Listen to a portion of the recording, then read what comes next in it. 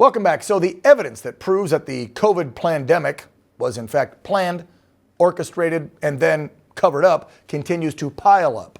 The latest development, new reports that Dr. Anthony Fauci, along with at least 11 other scientists, commissioned and approved a paper that steered the narrative on the origins of the coronavirus away from the Wuhan lab in China. Oh, that's right. A memo sent to members of the Select Subcommittee on the Coronavirus Pandemic on March 5th, and we're talking 2-3 years ago, right? 2020, reveals that Fauci and the scientists held a conference call on February 1st, 2020. So this is before the lockdowns, a month before all the lockdowns. They were told that COVID probably leaked from a lab in Wuhan. Just 3 days after they were told this in February 2020, 4 members of that call, and this clown being one of them, authored a paper that Fauci then used to discredit the lab leak theory to the Trump administration and to the rest of our nation. You lying piece of cover-up trash. I bring this up because our next guest is not a doctor or a scientist. She's not a politician or a TV pundit. She's a young entrepreneur who owns her own PR firm. And recently, she ran into the not-so-good Dr. Fauci while out and about dining at a restaurant in our nation's capital. While there, she snapped a pic with the disgraced doc, and now that pic has gone viral for obvious reasons we will show you in a second.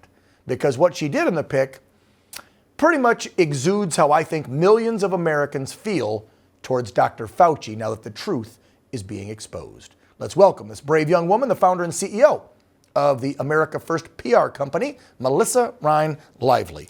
Melissa, we haven't shown the pic, so let's just slap it on the screen and then we'll chat about it for a second. Folks in the back, please show it to my audience unedited, because we don't blur out and censor things here on this show. That's why I call it Real America, Melissa.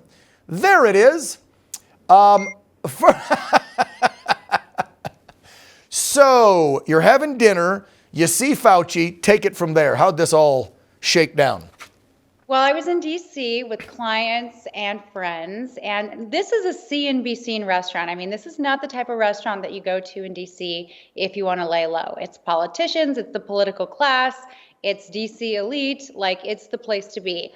So the tiramisu had just landed on the table when I spied with my eagle eye America's doctor, and used my 20 years of PR skills to ask him for a picture. So the way that I did that was, of course, coming up to him and just lavishing the praise as an avid fan. Now, you would think that because I don't have purple hair and piercings all over my face, he might have had a clue that I wasn't necessarily in his fan club. But because I did, and I exercised what some might call the face card, I got the picture that I wanted. And he was just so thrilled to give a big old grin for the camera. Yeah, So. he had no clue, obviously. I would assume this was a dinner friend of yours that snapped the pic, not one of his friends.